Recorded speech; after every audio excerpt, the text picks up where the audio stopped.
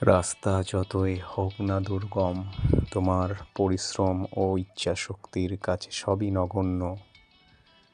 আবারও সবাইকে ওয়েলকাম আমাদের উদ্যম উৎকর্ষ চ্যানেলে। আজকে তোমাদের এই ভোটের রেজাল্টের দিনে সবথেকে বড় ইম্পর্টেন্ট এবং গুরুত্বপূর্ণ কিছু তোমাদের জন্য খবর নিয়ে আসলাম, যা তোমাদের পরবর্তী যতগুলো এক্সাম হতে চলেছে এবং কম্পিটিটিভ লাইনে যারা পা রেখেছো, সদ্য নতুন যারা খাটতে চাইছো বা সবে শুরু করছো এবং যারা আগে থেকে খাটছো, তাদের জন্য এই কথাগুলি তোমাদের লাইফে অনেকটাই এক্সামে সাকসেস পেতে এগিয়ে দেবে। প্রথমত, আমরা কোনো কিছু নিয়ে যখন খাটতে চাই বা আমাদের কোনো কিছুর প্রতি ভালোবাসা না জন্মালে আমরা তার পিছনে ছুটি না, এবং শুধুমাত্র সেই জিনিসটার প্রতি ভালোবাসা না, তার একটা নির্দিষ্ট ফলাফল থাকা দরকার। আমরা ফলাফলহীন কোনো কাজেই ইন্টারেস্ট পাই না। তো তোমাদের কাছে আমি কিছু ইম্পর্টেন্ট তথ্য তুলে ধরছি, যা তোমাদের মনের মধ্যে সেই যে ফলাফলের ব্যাপারটা চলে আসবে। তোমরা দেখছো যে আজকে ভোটের রেজাল্ট, হয়তো দুটো দল আমরা যেটা দেখতে পাচ্ছি, এরা দু দলের মধ্যে আমাদের পশ্চিমবঙ্গের ক্ষেত্রে হয় বিজেপি না হলে টিএমসি ক্ষমতায় প্রাধান্য বিস্তার করবে। তো এর মধ্যেই আমাদের মধ্যে অনেক প্রশ্ন তৈরি হয়েছে যে তাহলে আমাদের রিক্রুটমেন্ট কী হবে, রিক্রুটমেন্টের ছেলেপেলেরা আমরা কিভাবে এগোবো বা কোন সরকার আসলে আমাদের সহযোগিতা করবে। এর বড় একটা উত্তর হচ্ছে, সরকার যেই আসুক বন্ধু, আমাদের এই বছর সবার ভাগ্য খুলতে চলেছে।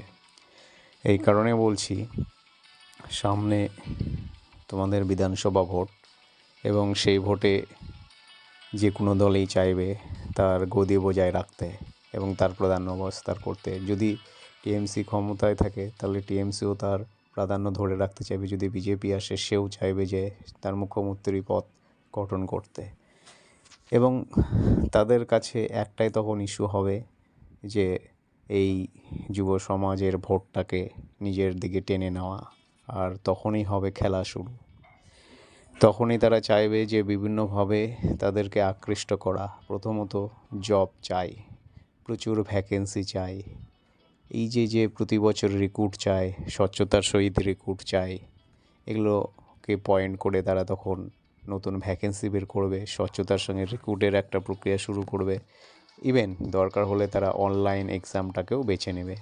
তো বন্ধু, আবারও বলছি, তোমরা যারা প্রিপারেশনের সঙ্গে যুক্ত আছো বা নতুন কোনো বন্ধু প্রিপারেশান নিতে চাইছো, সবে উচ্চ মাধ্যমিক পাস করেছো বা মাধ্যমিক পাস করে বসে আছো বা গ্র্যাজুয়েশন করে বসে আছো, তাদের জন্য আমি বলছি তোমরা বসে থেকো না, প্রিপারেশানটাকে চালিয়ে যাও। আর দ্বিতীয় কথা, প্রিপারেশানে যদি সমস্যা হয় অবশ্যই আমরা তোমাদের পাশে আছি। চ্যানেলটা সাবস্ক্রাইব করো। তোমাদের কন্টিনিউয়াসলি আমি কিভাবে প্রিপারেশান নিতে হবে, আগামী এক্সামগুলো কিভাবে দেবে তার উপর ভিডিও বানাবো। কি সুযোগ সুবিধা তোমাদের আগামী বছরে আসতে চলেছে।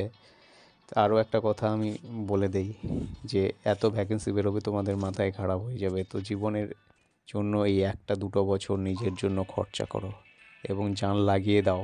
তুমি মনে প্রাণে যদি যেটা চাইবে, ভগবান তোমাকে পেতে সেটা অবশ্যই সাহায্য করবে। অতএব সময় নষ্ট করো না। সামনে যেই দলেই আসুক, যেই পার্টি আসুক, ক্ষমতা যাই থাকুক, এবার প্রচুর একটা ভ্যাকেন্সি বেরোবে, রিক্রুট হবে এবং এই প্রসেস এই 1-2 বছরের মধ্যেই শুরু হয়ে যাবে। তো এটাই বলার ছিল। অবশ্যই চ্যানেলটা সাবস্ক্রাইব করবে।